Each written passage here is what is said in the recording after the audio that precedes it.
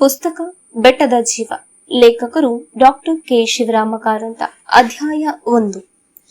ಸಂಜೆ ಹೊತ್ತು ಇಳಿಯುತ್ತಾ ಬಂದಿತ್ತು.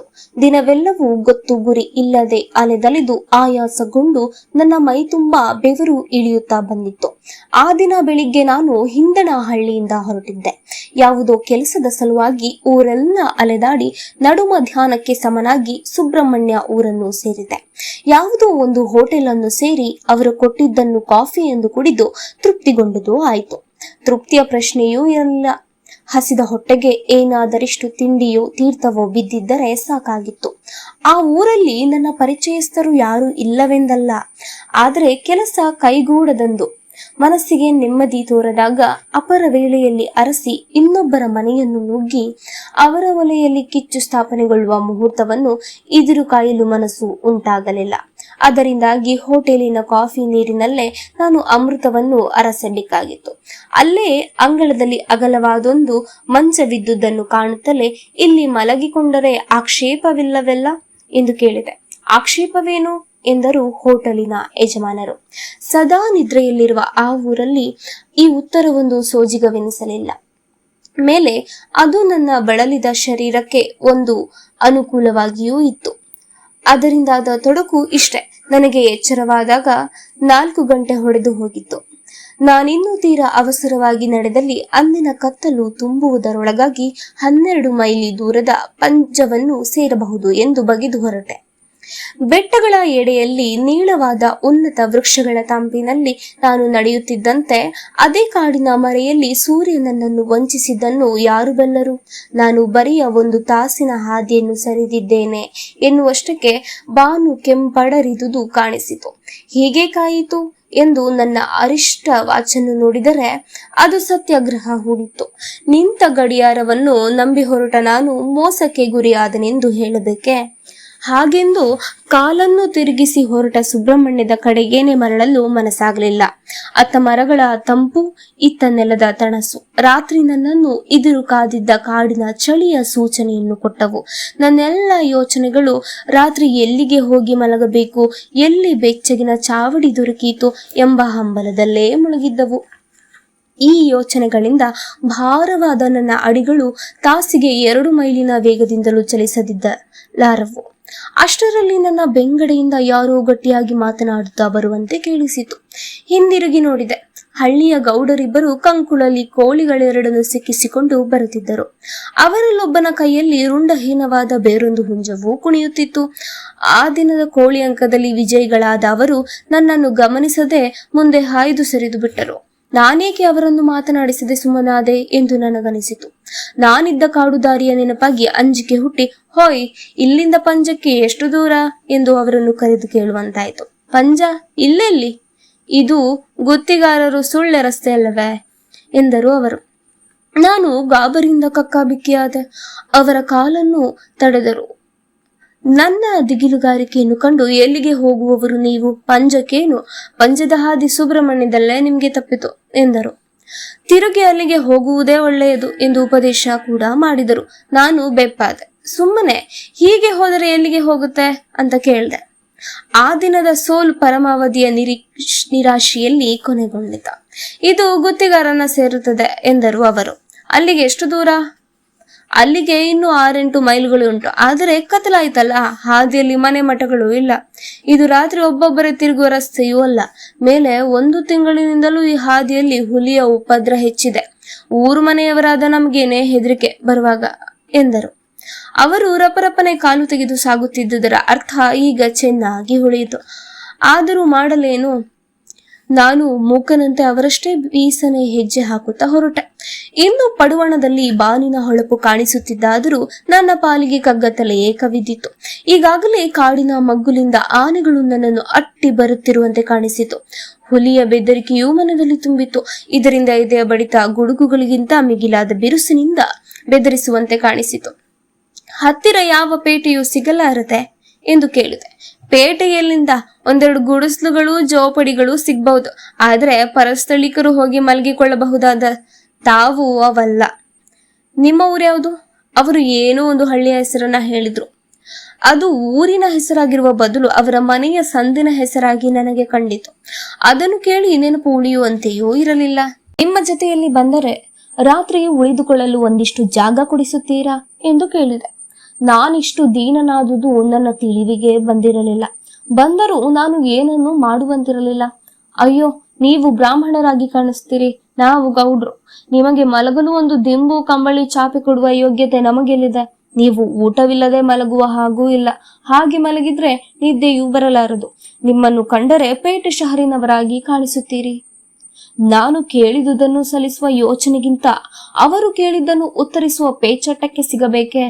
ಬಲು ಹೊತ್ತು ಅವರ ಮುಖ ಕಂಡರು. ಕೊನೆಗೆ ಅವರಲ್ಲೊಬ್ಬನು ನನ್ನನ್ನು ತೀರಾ ನಿರಾಶೆಗೊಳಿಸಲಾರದವನಾಗಿ, ಬನ್ನಿ ಹೋಗುವ, ನನ್ನದೇ ಮನೆಯಲ್ಲಿ ತಾವಿಲ್ಲದೆ ಹೋದ್ರೆ ಹೋಗ್ಲಿ. ಒಂದು ಸೂಡಿ ಹಿಡಿದು ನಿಮ್ಮನ್ನು ನಮ್ಮ ಭಟ್ಟರ ಮನೆಯವರಿಗೆ ಮುಟ್ಟಿಸಿ ಬರ್ತೇನೆ ಎಂದ. ಯಾವ ಭಟ್ಟರ ಮನೆ ಎಂದು ಕೇಳಿದೆ. ಕೆಳಬೈಲಿನ ಗೋಪಾಲಯ್ಯನವರ ಮನೆ ಅಲ್ಲೇ ಸಮೀಪದಲ್ಲಿದೆ. ಏನು 2 ಮೈಲಿ ದೂರವೂ ಇಲ್ಲ. ನಮ್ಮ ಮನೆಗೆ ತೀರಾ ಸಮೀಪ. ಅವರು ಮೊದಲಿನಿಂದಲೂ ತುಂಬಾ ಅನುಕೂಲಸ್ಥರು. ಸ್ವಂತ ದುಡಿಮೆಯವರಾದುದರಿಂದ ದೇವರ ದಯೆಯಿಂದ ಅವರಿಗೆ ಏನೂ ಕಡಿಮೆ ಇಲ್ಲ. ಮನೆಯಲ್ಲಿರುವುದು ಗಂಡ ಹೆಂಡತಿ ಮಾತ್ರ. ಅದರಿಂದಾಗಿ ಯಾವ ಗಳಿಗೆಗೂ ಸಮನೆ, ಯಾರು ಬಂದರೂ ಸಮನೆ ಊಟಕ್ಕೆ ಯಾವುದೇ ತೊಂದರೆ ಇಲ್ಲ. ನಂಗೆ ಊಟ ಬೇಕಾಗಿಲ್ಲ. ರಾತ್ರಿಯನ್ನು ಕಳೆದು ತಿರುಗಿ ರಸ್ತೆ ಹಿಡಿದೇನೆಂದರೆ ಗುತ್ತಿಗಾರನ್ನು ಸೇರಿ ಅಲ್ಲಿಂದ ಸುಳ್ಯವನ್ನು ಬೆಳ್ಳಾರಿಯನ್ನು ಸೇರಿ ಬಸ್ಸಿನ ಮುಖ ನೋಡಿಬಿಟ್ಟರೆ ಒಮ್ಮೆ ಈ ಅವಾಂತರಿಂದ ಬಚಾಯಿಸಿಕೊಳ್ಳುತ್ತದೆ. ಒಟ್ಟಿನಿಂದ ಮೋಟಾರು ಸಂಚಾರವಿಲ್ಲದೆ ಈ ಸಂದನ ಸೇರಿಯೇ ಫಜೀತಿಯಾಯಿತು. ಹೌದೌದು ಸ್ವಾಮಿ, ನಮ್ಮ ಕಳಕುಂದದ ಜಾತ್ರೆಯಾದರೂ 1-2 ಮೋಟಾರುಗಳು ತಿರುಗಾಡುವುದುಂಟು.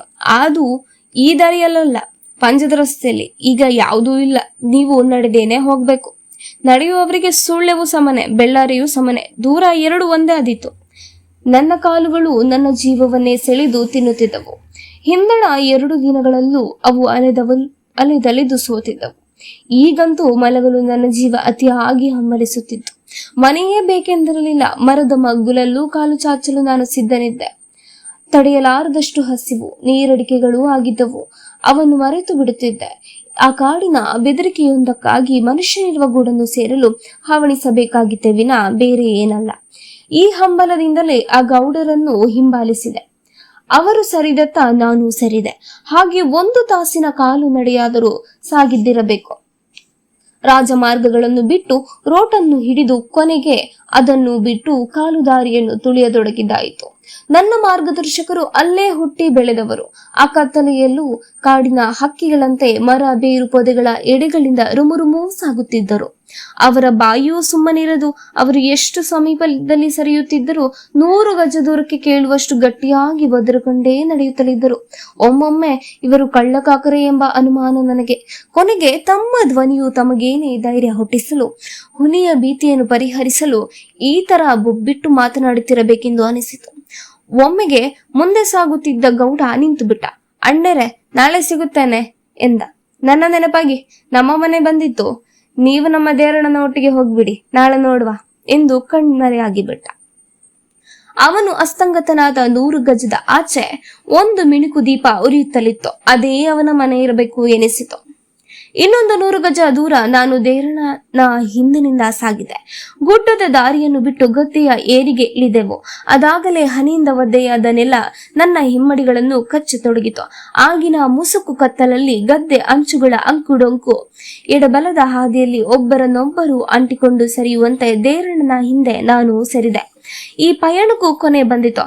ಎದುರಿಗೊಂದು ನೀರಿನ ತೋಡಿತ್ತು. ಅದನ್ನು ದಾಟಲು ನೇರವಾದ 2 ಅಡಿಕೆ ಮರಗಳ ಹಾಸಿ ಸೇತುವೆ ಮಾಡಿದರು. ಅಯ್ಯ, ಜಾಗ್ರತೆ ಎಂದ ದೇರಣ್ಣ ಜಿಮುಕು ಜಿಮುಕು ಕುಣಿಯುತ್ತಾ ಆ ಅಡಿಕೆ ಮರದ ಸೇತುವೆಯ ಮೇಲೆ ಜಿಗಿದು ಸರಿದ.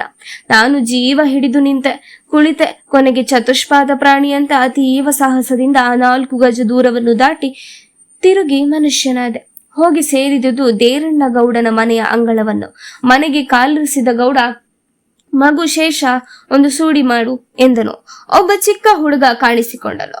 ಆತ ಹಟ್ಟಿಯ ಬೆಂಗಡಿಯಲ್ಲಿ ಮರೆಯಾಗಿ ಒಂದು ಪಂಜು ತಯಾರಿಸುವುದು ನನಗೆ ತೋರಿತು. ನಡೆದು ನನಗೆ ಸಾಕಾಗಿ ಹೋಗಿತ್ತು. ಇನ್ನೂ ನಡೆಯಬೇಕೆಂಬ ಯೋಚನೆಯೇ ಹಿಡಿಸದಾಗಿತ್ತು. ಇಲ್ಲೇ ಒಂದಷ್ಟು ಜಾಗ ತೋರಿಸಿದ್ರೆ ಹೊರಗೆ ಬಿಡುತ್ತೇನೆ. ನಂಗೆ ಊಟ ಬೇಡ, ಬಾಯಾರಿಕೆಯೂ ಬೇಡ. ಬರೀ ಇಷ್ಟು ಜಾಗ, ಒಂದು ಚಾಪೆ, ಅದು ಇದ್ರಾಯ್ತು, ಇಲ್ಲದಿದ್ರು ಎಂದೆ. ಪ್ರತ್ಯುತ್ತರ ಪ್ರತ್ಯಕ್ಷವಾಗಿತ್ತು. ಅವನದು ತೀರಾ ಕಿರಿಯ ಮನೆ. ಅದರ ಒಳಗಡೆ ಹೇಗಿತ್ತೋ ಕಾಣಿಸುತ್ತಿರುವ ಹೊರಗಣ ಚಾವಡಿಯ ಏಣೆಲು ಬೆಳೆಯಲು ಭತ್ತದ ರಾಶಿ ಹರಡಿತ್ತು.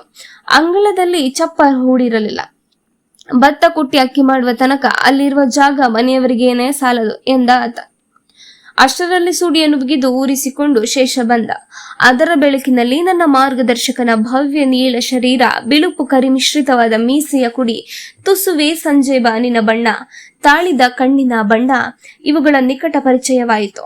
ಮೇಲೆ ದೇರಣ್ಣನ ಸಮೀಪ ಉಸಿರು ಬೀಸಿತು. ಆಗ ಹವಾಮಾನ ಚೆನ್ನಾಗಿಲ್ಲವೆಂದು ಊಹಿಸಿ ತಿಳಿದೆ. ದೇರಣ್ಣನು, ಯಾಕೆ ಹೆದರ್ತೀರಿ? ಗೋಪಾಲಯ್ಯ ಚಿನ್ನದಂತ ಮನುಷ್ಯ.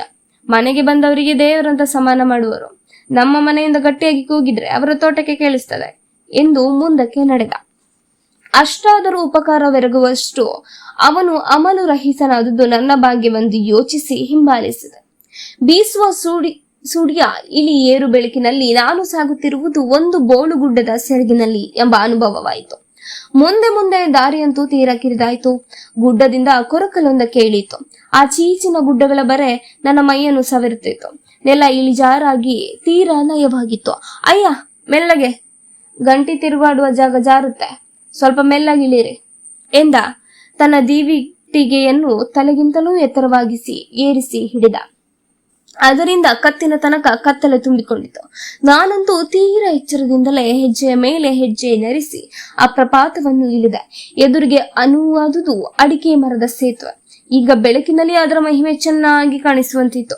ಇನ್ನೊಮ್ಮೆ ನಾನು ಸರ್ಕಸ್ಸಿನ ಪೈಲ್ವಾನನಂತೆ ಅತ್ತೆಯ ಮನೆಗೆ ಹೋಗುವ ಅಳಿಯನಂತೆ ಕಪ್ಪಿ ನಡಿಯಲ್ಲಿ ಆ ಸೇತುವೆಯನ್ನು ದಾಟಿ ಪರಾದೆ. ಮುಂದೆ ಸಂಧಿಸಿದುದು ಅಡಿಕೆ ತೋಟವೊಂದು. ಆ ಸುಬ್ರಹ್ಮಣ್ಯ ಸೀಮೆಯ ಚಳಿಯೆಲ್ಲವೂ ಆ ಕಂಗಿನ ತೋಟದ ಆಸರೆಯನ್ನು ಸೇರಿರಬೇಕು ಅಂತ ಅನಿಸ್ತು. ಆ ತೋಟದ ನಡುವೆ ನೇರವಾಗಿ ಸೇರಿದೆವು. ಎದುರೊಂದು ಬಚ್ಚಲು ಮನೆ ಬಂದಿತು. ಇದರ ಬಳಿಯಲ್ಲೇ ಗುಳುಗುಳು ಸದ್ದು ಮಾಡಿ ಹರಿಯುವ ದಂಬೆ ನೀರು. ಬಚ್ಚಲು ಮನೆಯಲ್ಲಿ ಬೆಂಕಿ ಒಟ್ಟುತ್ತಾ ಒಬ್ಬರು ಮುದುಕರು ಕುಳಿತಿದ್ದರು. ನಮ್ಮ ದೀಪದ ಬೆಳಕಿಗೆ ಅವರು ಎದ್ದು ನಿಂತು ನಡಿಗೆಯ ಸಪ್ಪಳದಿಂದಲೇ ಜನರನ್ನ ಗುರುತಿಸುವಂತೆ, ಯಾರು ದೇರಣ್ಣೆ, ಯಾರೋ ಪರವೂರನ್ನ ಕರೆದುಕೊಂಡು ಬಂದ ಹಾಗಿದೆಯಲ್ಲ ಅಂದ್ರು. ನಾವು ಸಮೀಪವಾಗುತ್ತಲೇ ಪರದೇಶಿಯಾದ ನನ್ನನ್ನು ನಮಸ್ಕರಿಸಿ ಬನ್ನಿ ಎಂದು ಮನೆಯ ಚಾವಡಿಗೆ ಕರೆದೊಯ್ದರು. ನೀಳವಾದ ಶರೀರ, ನರೆತ ತಲೆ ಕೂದಲು, ಅರೆ ನರೆತ ಗಡ್ಡ ಮೀಸೆಗಳು, ನಡುವಿಗೊಂದು ಪಂಚ ಬಿಗಿದು ಕೂದಲಿಲ್ಲದ ಮೈಗೆ ಎಣ್ಣೆ ಸವರಿ ಬೆಂಕಿಯ ಮುಂದೆ ಅವರು ನಿಂತಿದ್ದಾಗಲಂತೂ ಸಂಜೆ ದೇವನಂತೆಯೇ ಕಾಣಿಸುತ್ತಿದ್ದರು. ಅವರೇ ಗೋಪಾಲಯ್ಯ, ದೇರಣ್ಣನ ಛತ್ರದ ಒಡೆಯರು ಎಂದು ನನಗೆ ಅನಿಸಿತ್ತು. ಆ ವ್ಯಕ್ತಿಯ ನೀಳಕಾಯ, ಶಾಂತವೂ ಗಂಭೀರವೂ ಆದ ಮುಖಚರ್ಯೆಯನ್ನು ಕಂಡು ನಮಸ್ಕಾರ ಎಂದು ಪ್ರತಿವಂದನೆ ಮಾಡಿದ್ದೂ ಆಯಿತು. ನಾನು ಚಾವಡಿಯನ್ನು ಸೇರುವುದರೊಳಗೆ ಅವಸರದಿಂದ ಒಂದು ಚಾಪೆಯನ್ನು ಹಾಸಿದಲ್ಲದೆ, ಇವಳೆ ಒಂದು ಚಂಬು ನೀರುತ್ತಾ ಎಂದರು. ಬನ್ನಿ, ಕುಳಿತುಕೊಳ್ಳಿ. ಬೇಡ, ಮೊದಲು ಕಾಲು ತೊಳೆದಾಗಲಿ ತುಂಬಾ ನಡೆದು ದಣಿದವರ ಹಾಗೆ ಕಾಣಿಸ್ತದೆ. ತೃಷೆಗೆ ಏನು ಮಾಡಿಸಲಿ ಎಂದು ಉಪಚರಿಸಿದರು. ಮನೆಯಾಕೆ ಸುಮಾರು 50ಕ್ಕೂ ಮೀರಿದ ಸುಮಂಗಲೆ. ಹೊಳೆಯುವ ಹಿತ್ತಾಳೆ ಬಿಂದಿಗೆಯಲ್ಲಿ ಬೆಚ್ಚಗಿನ ನೀರನ್ನು ತಂದಿರಿಸಿದಳು. ಹಾಗೆಯೇ ನಿಂತು ಕ್ಷಣಕಾಲ ನನ್ನನ್ನು ದುರದುರನೇ ನೋಡಿದಳು. ಏನೋ ಅರ್ಥವಾಗಿಯೂ ಆಗದವಳಂತೆ ನಿರಾಶೆಯ ನಿಟ್ಟುಸಿರೊಂದನ್ನು ಸುಯ್ದು ಒಳಕ್ಕೆ ಹೋದಳು. ಈ ನಡುವೆ ಗೋಪಾಲಯ್ಯನ ಮುಂದೆ ದೇರಣ್ಣ ಮಹಾ ಹುಮ್ಮಸದಿಂದ ಅವನ ಮುಲಾಖತಿನಿಂದ ತೊಡಗಿ ಅಲ್ಲಿಂದ ನಾವಿಬ್ಬರು ಬರುವ ತನಕ ನಡೆದು ಯಾವತ್ತೂ ವಿಷಯಗಳನ್ನು ವಿವರಿಸಿದ. ಬಳಿಕ ಇನ್ನು ನಿಮ್ಮ ಜವಾಬ್ದಾರಿ ಪಾಪ, ಆ ಬ್ರಾಹ್ಮಣರ ಹಸಿದ ಹೊಟ್ಟೆಯನ್ನ ತಂಪು ಮಾಡಿ ನೀವು ಪುಣ್ಯವನ್ನು ಕಟ್ಟಿಕೊಂಡ್ರೆ ನಾನು ಕಟ್ಟಿಕೊಂಡ ಹಾಗೆ ಎಂದ. ಅವರು, ಇಲ್ಲಿಲ್ಲ ದೇವರಣ್ಣ, ಅದರಲ್ಲಿ ನಿಂಗೆ ಅರವಾಸಿಯನ್ನಾದರೂ ಟ್ರಾನ್ಸ್ಫರ್ ಮಾಡಲಿಕ್ಕೆ ಹೇಳ್ತೇನೆ ದೇವರಿಗೆ ಎಂದರು ನಗುತ್ತಾ. ನಾನು ಚಾವಡಿಯಿಂದ ಇಳಿದು ಬಿಸಿ ನೀರಿನಿಂದ ಅಂಗಳದಲ್ಲಿಯೇ ಕಾಲು ತೊಳೆದೆ. ಬೆಚ್ಚಗಿನ ನೀರಿನ ಉಪಚಾರದಿಂದ ಕಾಲಿನ ದಣಿವು ಅರ್ಧಕ್ಕರ್ಧ ಅಲ್ಲೇ ಮಾಯವಾದಂತೆ ಕಾಣಿಸಿತು. ದೇರಣ್ಣ ಚಾವಡಿಯಲ್ಲಿ ಗುರುತಿನ ತಾವಿಗೆ ಕೈ ಇಕ್ಕಿ ಎಲೆ ಅಡಿಕೆಯ ತಾಂಬಾಣವನ್ನು ಎಳೆದು ತಾಂಬೂಲ ಸೇವನೆಗೆ ತೊಡಗಿದ. ಗೋಪಾಲಯ್ಯ ನನ್ನನ್ನು ನೋಡಿ, ತಮಗೆ ತಾಂಬೂಲದ ಪರಿಪಾಠವಿದೆಯೇ ಎಂದು ಕೇಳಿದರು. ಆಮೇಲೆ, ನನಗೆ ರಾತ್ರಿ ಸ್ನಾನದ ಚಟವೊಂದಿದೆ, ತಕ್ಷಣ ಮಿಂದು ಬರಲೆ. ತಮಗೂ ಸ್ನಾನವಾಗಬೇಕಾದರೆ ಕಾಯಿಸಿದ ನೀರುಂಟು, ನಡೆದ ದಣಿವು ಪರಿಹಾರವಾದಿತ್ತು ಎಂದರು. ನಾನು ನನ್ನ ಅಂಗಿಯನ್ನು ಕಳಿಸಿ ಗೋಡೆಯಲ್ಲಿದ್ದ ಗೂಟಕ್ಕೆ ಸಿಕ್ಕಿಸಿದೆ. ಮೈ ಬೆವರಿತ್ತು, ಆದರೆ ಅಂಗಿಯನ್ನು ತೆಗೆದುದರಿಂದ ಅಲ್ಲಿನ ಹವೆಗೆ ಚಳಿಯಾಗತೊಡಗಿತು. ಬಿಸಿ ನೀರ ಸ್ನಾನದಿಂದ ಮೈಗೆ ಹಿತವಾಗಬಹುದು ಎಂದು ತೋರಿದರು. ಅನಂತರವಾದರೂ ಬಿಸಿ ನೀರು ತಣಿಯದಿದ್ದೀತೆ ಎಂಬ ಅಂಜಿಕೆಯಿಂದ ಸ್ನಾನವೇನೂ ಬೇಕಿಲ್ಲ, ನನಗೆ ಮುಖ್ಯವಾಗಿ ಒಂದು ನಿದ್ರೆಯಾಗಬೇಕಾಗಿತ್ತು. ಒಂದು ದಿಂಬು ಚಾಪೆಯನ್ನು ಕೊಟ್ಟು ಬಿಟ್ಟರೆ ಬೆಳಗಿನ ತನಕ ಹೊರಗೆ ಬಿಡುತ್ತೇನೆ ಎಂದೆ. ಇದಿಲ್ಲವೆಂಬುದು ಸ್ಪಷ್ಟ. ಶಂಕರಮ್ಮ ಅಡಿಕೆ ಹೋಳುಗಳನ್ನು ಮೆಲ್ಲುತ್ತಾ ಇವರಿಗೆ ಎಲ್ಲಿಯಂತೆ ಎಂದು ಕೇಳಿದಳು. ಆ ದಂಪತಿಗಳಲ್ಲಾದ ಸಂಭಾಷಣೆಗಳಲ್ಲಾಗಲಿ ಮುಂದಣ ಸಂಭಾಷಣೆಯಲ್ಲಾಗಲಿ ಅವರ ಮಾತಿನಲ್ಲೇ ನಾನು ಹೇಳಲಾರೆ. ನನಗೆ ಅದು ಕನ್ನಡವೇ ಅನ್ನಿಸುವಷ್ಟು ವಿಚಿತ್ರವಾಗಿತ್ತು. ಸ್ವತಃ ನನ್ನ ಮನೆಯ ಮಾತು ಕನ್ನಡದೊಂದು ಅಪಭ್ರಂಶವೇ. ಅವರು ಹವ್ಯಕರು, ತಮಗೆ ಸಹಜವಾದ ಹೈಗನ್ನಡದಲ್ಲೇ ಸಲಪಿಸುತ್ತಿದ್ದರು. ಗೋಪಾಲಯ್ಯ ನನ್ನೊಡನೆ ಮಾತನಾಡುವಾಗ ಕನ್ನಡವನ್ನು ಮಡದಿಯೊಡನೆ ಹೈಗನುಡಿಯನ್ನು ಸರಾಗವಾಗಿ ಹೇಳುತ್ತಿದ್ದರು. ತುಸು ಹೊತ್ತಿನಲ್ಲಿ ನನಗೆ ಅವರ ಮಾತಿನ ಸರಣಿಯ ಪರಿಚಯವಾಯಿತು. ಶಂಕರಿ ಒಂದೆರಡು ಕ್ಷಣ ಕಾಲ ತಾಂಬೂಲ ಚರ್ವಣ ನಡೆಸಿ, ನಮ್ಮ ಶಂಭುವಿಗೆ ಇವರದ್ದೇ ಪ್ರಾಯ, ಇದೇ ಬಣ್ಣ, ಇದೇ ರೂಪ ಅಲ್ಲವೇ ಎಂದಳು. ಇನ್ನೂ 12 ನಿಮಿಷ ಕಳೆಯಲು ಏನೋ ಋಣ ಬೇಕಲ್ಲ ಎಂದಳು. ಆ ಮಾತಿನ ಜೊತೆಯಲ್ಲಿ ಕಣ್ಣೀರ ಕುಡಿಗಳಿಂದ ನೀರು ಜಿನುಗಿದ್ದು ಕಾಣಿಸಿತು. ಆಕೆ ನನ್ನನ್ನು ಮೊದಲ ಬಾರಿ ದಿಟ್ಟಿಸಿ ನೋಡಿದ ನೆನಪು ನನಗಾಯಿತು. ಆಗಲೇ ನನಗೆ ಯಾವನೋ ಆತ್ಮೀಯ ವ್ಯಕ್ತಿಯ ನೆನಪು ನನ್ನ ನೋಟದಿಂದ ಆಕೆಯ ಮನಸ್ಸಿಗೆ ಹೊಳೆದಿರಬೇಕು ಎನಿಸಿತು. ಏನು ಸಂಗತಿ ಎಂದು ನಾನಾಗಿ ವಿಚಾರಿಸುವ ಬಯಕೆ ಹೊಂದುವುದರೊಳಗೆ ಪರಕೀಯನ ಮುಂದೆ ಕಣ್ಣೀರು ಮಿಡಿದ ಆಕೆಯ ಮಂಕಿಗಾಗಿ ಗೋಪಾಲಯ್ಯ, ಶಂಕರಿ, ನಿನಗೆ ವರ್ಷವಾದದ್ದು ಮಣ್ಣಿಗೆ, ಅವನು ಬರುವ ಮಗನಾದರೆ ಎಂದು ಬರುತ್ತಿದ್ದ. ನಮ್ಮ ಇಷ್ಟೆಲ್ಲ ಪ್ರಯತ್ನ ವ್ಯರ್ಥವಾಗುತ್ತಿತ್ತೆ. ನಮ್ಮ ಲಕ್ಷ್ಮಿ ದನಕ್ಕೇನಾಯಿತು ನೆನ್ನೆ? ಅದನ್ನು ಹುಲಿ ಹಿಡಿದಂತೆ. ಅವನನ್ನು ಯಾವುದೋ ಹೆಣ್ಣು ಹುಲಿ ಹಿಡಿದಿರ್ಬೇಕು ಎಂದ್ರು. ಈ ಮಾತು ಆಕೆಯ ದುಃಖಕ್ಕೆ ಸಮಾಧಾನವನ್ನು ಉಂಟು ಮಾಡುವ ಬದಲು ಅದನ್ನು ಇಮ್ಮಡಿಸಿತು. ಆಗಲಿದ ಮಗನ ಸಲುವಾಗಿ ಹುಲಿ ಹಿಡಿದ ದನದ ಉಪಮೆ ಕೊಟ್ಟುದು ಆ ತಾಯಿಯ ಕರುಳಿಗೆ ಒಗ್ಗಲಿಲ್ಲ. ಯಾಕೆ ಅಮಂಗಲಾಡ್ತೀರಿ? ನನ್ನ ಮಗ ಇನ್ನಾದರೂ ಬಂದಾನು, ಅವನಿಗೆ ಅಪ್ಪ ಬೇರ ಹಂಬಲಾದೀತು. ದೇವರ ದಯೆಯಿಂದ ಅವನನ್ನು ಯಾವ ಹುಲಿಯೂ ಹಿಡಿದಿರ್ಲಿಕ್ಕಿಲ್ಲ ಎಂದಳು. ಆಕೆಯ ಅತಿಮಧುರ ಜೀವನವನ್ನು ಬಲ್ಲವರಾದ ಭಟ್ಟರು, ಆಗಲಿ, ನೀನೀಗ ಒಳಗೆ ಹೋಗಿ ಒಲೆಯ ದಂಡೆ ಶುದ್ಧ ಮಾಡಿ ಮಲಗಿಕೊ, ನಾವಿಬ್ಬರು ಚಾವಡಿಯಲ್ಲೇ ಬರುತ್ತೇವೆ. ನೋಡು, ಒಂದು ಜಮಖಾನ, ಒಂದು ಕಂಬಳಿಯನ್ನ ಕೊಡು ಎಂದು ನುಡಿದು ಆಕೆಯ ಗಮನವನ್ನ ಬೇರೆ ಕಡೆ ತಿರುಗಿಸಿದ್ರು. ಆಕೆಗೆ ಮುಸುರೆ ಹೆಪ್ಪು ಒಲೆಯ ದಂಡೆಗಳ ನೆನಪಾಗಿ ಒಳಗೆ ಸರಿದಳು. ಆ ಕೆಲಸ ತೊಡಗುವ ಮುನ್ನ ಕಂಬಳಿ ಜಮಖಾನೆ ಚಾಪೆಗಳನ್ನು ಹೊರಗೆ ತಂದಿರಿಸಿ ಹೋದಳು. ಗೋಪಾಲಯ್ಯ ಅವನ್ನು ಕೊಡವಿ ನನಗಾಗಿ ಹಾಸಿ ಒಂದು ದಿಂಬನ್ನು ಇರಿಸಿ, ನಿಮಗೆ ರಾಶಿ ದಣಿವಾಗಿರಬೇಕು, ಸ್ವಸ್ಥವಾಗಿ ಮಲ್ಕೊಳ್ಳಿ, ಬೆಳಗಿನ ಜಾವಕ್ಕೆ ಚಳಿ ಆಯ್ದಿತ್ತು, ಈ ಕಂಬಳಿಯು ಹತ್ತಿರ ಇರಲಿ ಎಂದ್ರು. ನನಗೆ ಆಗಲಿ ಚಳಿಯ ನಡುಕ ಹತ್ತಿತ್ತು. ನನ್ನಿಂದ 2 ಮಾರು ದೂರದಲ್ಲಿ ಅವರು ತಮ್ಮ ಚಾಪೆ ಬಿಡಿಸಿದರು. ಗೋಪಾಲಯ್ಯ ಉರಿಯೋ ದೀಪವನ್ನ ಕಂಡು, ಈ ದೀಪ ಇದ್ದರೆ ತೊಂದರೆಯೇ ಎಂದು ಕೇಳಿದರು. ನನ್ನಿಂದ ಪ್ರತ್ಯುತ್ತರ ಬರುವ ಮೊದಲೇ ಅದನ್ನು ಒಳಮನೆಯಲ್ಲಿ ಇರಿಸಿ ಬಂದರು.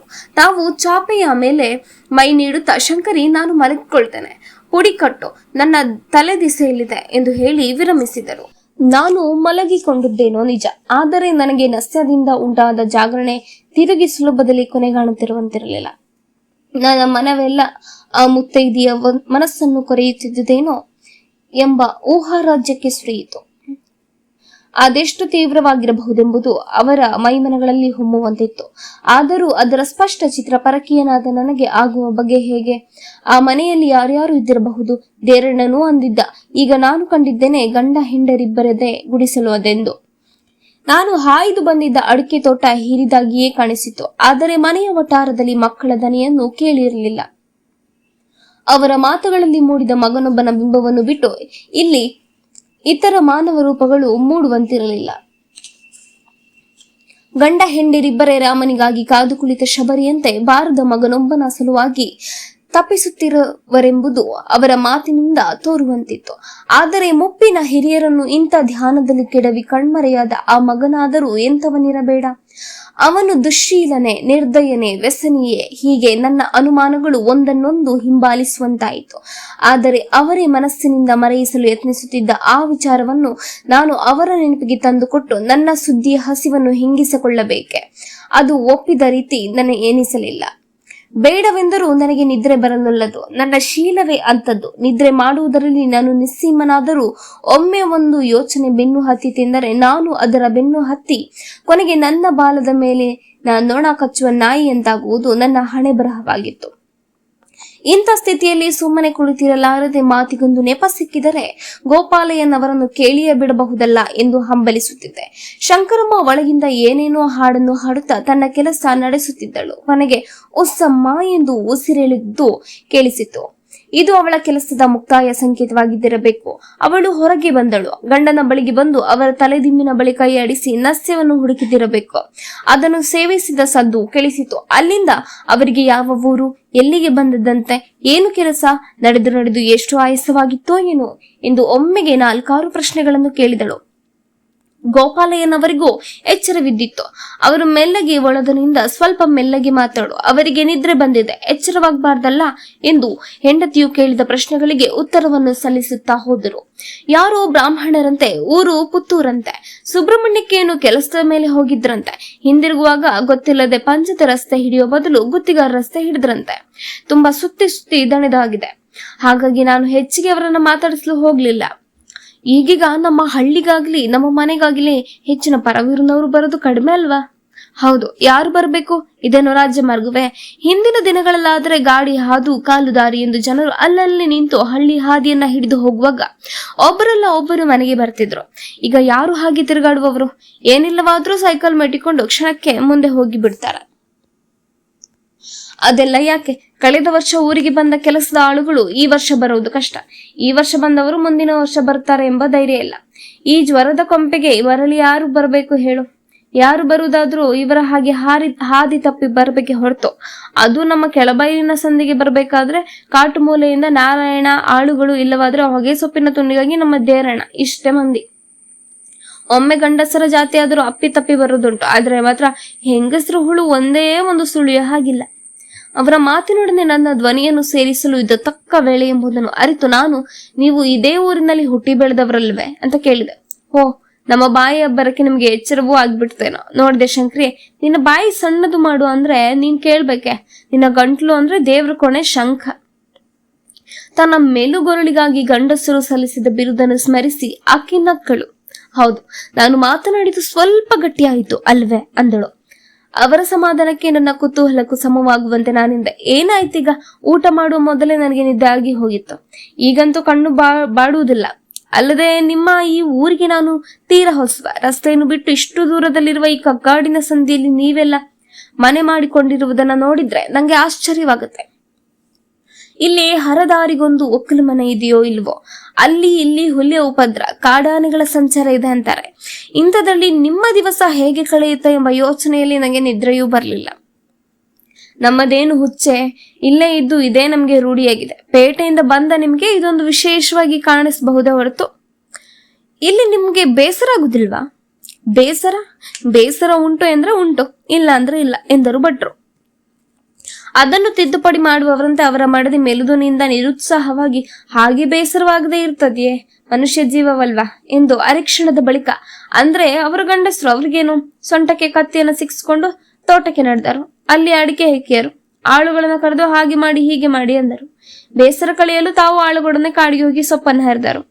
ಮತ್ತೆ ಹೊತ್ತು ಹೋಗೋದಿದ್ರೆ ದೆರಣ್ಣಲ್ಲಿಗೋ ಕಾಟುಮೂಲಿಗೋ ಹೋಗಿ ಎಲೆ ಅಡಿಕೆ ಹರಿವಾಣ ಬರೆದು ಮಾಡಿಯಾರು. ಮನೆಗ್ ಬಂದು ಮಿಂದು ಜಪ ದೇವರ ಪೂಜೆ ಆಗುವಾಗ ಹೊತ್ತಿರುಗುತ್ತೆ. ಊಟ ಮಾಡಿಯರು ಮನಸ್ಸು ಬಂದ್ರೆ ಮಲಗಿಕೊಂಡು ಜಾವ ಹೊತ್ತಿಗೆ ಸಮನಾಗಿ ಎದ್ದರು. ತಿರುಗಿ ತೋಟಕ್ಕೆ ಹೋದ್ರು. ಅಷ್ಟರಲ್ಲೇ ಆಗುತ್ತ ಸಾಯಂಕಾಲ. ಹಾಗೆಲ್ಲ ಬೇಸರ ಕಷ್ಟಗಳು ನನಗೆ ಒಂಟಿ ಹೆಂಗಸಿಗೆ. ಇಬ್ಬರ ಅಡಿಗೆ ಮನೆಗೆ ಎಷ್ಟು ಹೊತ್ತು ಬೇಕು ಹೇಳಿ? ಅಡಿಗೆ ಕೆಲಸ ಬಿಟ್ರೆ ಬಿಸಿ ನೀರಿಂದ ಹಂಡಿಗೆ ನೀರೆಯೋದು, ಅದು ದಂಬೆ ನೀರು, ಇನ್ನು ಹಟ್ಟಿ ಕೆಲಸ, ಇಷ್ಟನ್ನ ನೋಡಿಕೊಂಡ್ರೆ ಆಯ್ತು. ಅವನ್ನು ಮಾಡ್ಲಿಕ್ಕೂ ಆಳುಗಳಿದ್ದಾರೆ. ದಂಬೆ ನೀರಲ್ಲಿ ಮುಸುರೆ ಪಾತ್ರೆ ಮುಳುಗಿಸಿ ತೊಳೆಯುವುದಾದ್ರೂ ಒಂದು ಸಂಭ್ರಮದ ಕೆಲಸವೇ. ಆಕೆಯು ತನ್ನ ಮುಂದೆ ಒಡ್ಡಿದ ತನ್ನ ಸವಿಸ್ತಾರ ಸಮಯದ ಅವಿಸ್ತಾರ ದಿನಚರಣೆಯನ್ನ ಕೇಳಿ ನನಗೂ ಬೇಸರವಾಯಿತು. ಇಷ್ಟೊಂದು ಊರಲ್ಲಿ ಬಾಯಿ ಬಡಕನಾದ ನನ್ನಂತವನಿಗೆ ವರ್ಷ ಸಲುವ ಮಾತೆಂದಿರಲಿ, ತಿಂಗಳೂ ಸಲದು, ವರವೂ ಕಳೆಯದು, ದಿನವೂ ಹೋಗದು. ನಾವು ಮಾತನಾಡುತ್ತಾ ಕುಳಿತ ವೇಳೆಯಲ್ಲಿ ನಮ್ಮ ಮಾತುಗಳನ್ನ ಇದ್ದು ಇಣುಕಿ ನೋಡಲು ಎಂಬಂತೆ ಅಷ್ಟಮಿಯ ಚಂದ್ರ ಮೆಲ್ಲಗೆ ಅಡಿಕೆ ತೋಟದ ಎಡೆಯಿಂದ ಕಾಣಿಸಿಕೊಂಡನು. ಕಂಗುಗಳ ನೀಳವಾದ ಕಾಂಡಗಳ ಬೆಂಗಡೆಯಿಂದ ಮಿಂಚಿ ಚಾವಡಿಯಲ್ಲಿ ನಮ್ಮ ಮೂವರ ಮೇಲೆ ತಿಂಗಳು ಬೆಳಕು ಚೆಲ್ಲಿ ನಕ್ಕೊಡನೆ ನನಗೆ ಗಂಭೀರ ರಹಸ್ಯವೊಂದರ ಅರಿವಾಗುವಷ್ಟು ಆನಂದವಾಯಿತು. ನಾನು ಚಂದ್ರನಿಗೆ ಮೊರೆ ಮಾಡಲು ಗೋಡೆಗೆ ದಿಂಬನ್ನಿರಿಸಿ ಮೂಡಣಕ್ಕೆ ಮುಖ ಮಾಡಿ ಕುಳಿತುಕೊಂಡೆ. ಆಗಿನದು ಎಂಥ ಪ್ರಶಾಂತ ವಾತಾವರಣ. ನಾನು ನವಯುಗದ ಬುದ್ಧನಂತೆ ಬೆಳದಿಂಗಳಿಂದ ಮಾತು ಬೆಪ್ಪುಗಟ್ಟಿ ಚಲನೆ ಹೆಪ್ಪುಗಟ್ಟಿ ಬರಿದೆ ಕುಳಿತುದನ್ನು ಕಂಡು ಗೋಪಾಲಯ್ಯನವರು ವಿಸ್ಮಿತರಾಗಿ, ಏನು ಕುಳಿತೇ ಬಿಟ್ಟಿರಲ್ಲ ಎಂದರು. ಯಾಕೋ ನನ್ನ ಕಣ್ಣಿಗೆ ನಿದ್ದೆ ಬರುವಂತಿಲ್ಲ. ನಿಮಗೆ ನಿದ್ರೆ ಬರುವುದಾದ್ರೂ ಹೊರಗೆ ಬಿಡಿ, ನಾನು ಹೀಗೆ ಬೆಳದಿಂಗಳನ್ನ ಕಾಣುತ್ತಾ ಕುಳಿತಿರ್ತೇನೆ. ಕಣ್ಣು ದಣಿದೊಡನೆ ಮಲಗಿಕೊಳ್ತಾನೆ. ಹಾಗೋ ನಮ್ಮ ನಿದ್ರೆ ಮಾತೆನ್ನುತ್ತೀರೆ? ನನಗಾದ್ರೂ ಸಮನೆ, ನನ್ನ ಶಂಕರಿಗಾದ್ರೂ ಸಮನೆ. ಮಧ್ಯರಾತ್ರಿ ಕಳೆಯೋ ತನಕ ಚೂರೂ ನಿದ್ರೆ ಬರುವುದಿಲ್ಲ. ಮಾತನಾಡಿ ಮಾತನಾಡಿ ಗಂಟಲು ಒಣಗಿದರೂ ಕಣ್ಣು ಬಾಡುವುದಿಲ್ಲ. ಏನು ವಯಸ್ಸಾದ ಹಾಗೆ ನಿದ್ರೆ ಕಡಿಮೆ ಅಂತಾರೆ, ಅದು ನಿಜವಿರಬೇಕು. ಒಟ್ಟಾರೆ ನಮಗೆ ದಿನದಲ್ಲಿ ಜಾವ ಹೊತ್ತಿಗೆ ನಿದ್ರೆ ಉಂಟೋ ಇಲ್ಲವೋ, ಅದರಲ್ಲೂ ಹಗಲು ನಿದ್ರೆ ಮಾಡಿ ಬಿಟ್ಟರೆ ಇಡೀ ರಾತ್ರಿ ಜಾಗರಣೆಯಿಂದ ಲೆಕ್ಕ. ಹಗಲು ಸಮವಾದರೂ ಕಳೆಯುತ್ತದೆ. ನಮ್ಮ ಶಂಕರಿಯಿಂದ ಹಾಗೆ ತೋಟದ ಕೆಲಸವಿದೆ, ಬೇಸರವಿದೆ. ಕಾಟುಮೂಲೆಗೆ ಹೋದ್ರಾಯ್ತು. ಕಾಟುಮೂಲೆ ಅಂದ್ರೆ ಅದು ನಮ್ಮದೇ ಒಂದು ಜಾಗ. ಆದ್ರೆ ನೋಡಿ, ಈ ಇಡೀ ವಟಾರದಲ್ಲಿ ಬೇರೊಂದು ಬ್ರಾಹ್ಮಣರ ಮನೆ ಇಲ್ಲ. ಹಾಗಾಗಿ ನಾನೇ ನಮ್ಮವರ ಒಬ್ಬ ಹುಡುಗನನ್ನ ಅಲ್ಲಿಯ ತೋಟದಲ್ಲಿ ತಂದು ಸ್ಥಾಪನೆ ಮಾಡಿಬಿಟ್ಟಿದ್ದೇನೆ. ಅಲ್ಲಿ ನನಗೆ ಒಂದು 7-8 ಕಂಡಿ ಅಡಿಕೆ ಆಗುವಷ್ಟು ದೊಡ್ಡ ತೋಟ ಇದೆ. ನಮ್ಮ ಕಾಟುಮೂಲೆ ಎಂದರೆ ಇಲ್ಲಿಗೆ ಸಮೀಪ, ಏನು ಒಂದು ಗಳಿಗೆ ದಾರಿಯೂ ಇಲ್ಲ. ನಾನೇ ಕಡಿಸಿ ಇಡಿಸಿ ನೆಟ್ಟು ಮಾಡಿದಂತ ತೋಟ ಅದು. ಯಾವ ಯಾವ ಒಕ್ಕಲುಗಳನ್ನ ತಂದು ಹಾಕಿ ನೋಡಿದೆ, ಬರ್ಕತ್ತಿಗೆ ಬರಲಿಲ್ಲ. ಸಮನಾಗಿಗೆಯೂ ಅವರಿಲ್ಲ. ಕಾಡನ್ನು ಸವರಿ ಮಾಡಿದ ತೋಟವೆಲ್ಲ ತಿರುಗಿ ಕಾಡಿನ ಬಾಯಿಗೆ ಬೀಳುವ ಹಾಗಾಯಿತು. ಒಂದು ಸಾರಿ ಆನೆಗಳ ಹಿಂದು ಬಂದು ನುಗ್ಗಿ ಬಿಟ್ರೆ ನಾವು ವರ್ಷ ವರ್ಷ ಸುರಿಸಿದ ಬೆವರು ನಿಮಿಷದಲ್ಲಿ ದಂಡವಾಗುತ್ತೆ. ಹೀಗೆಂದು ನಮ್ಮದೇ ಒಂದು ಜನ ಬೇಕು ಎಂದು ಯೋಚಿಸಿ ನಮ್ಮ ನಾರಾಯಣನನ್ನ ಅಲ್ಲಿ ತಂದು ಹಾಕಿದೆ.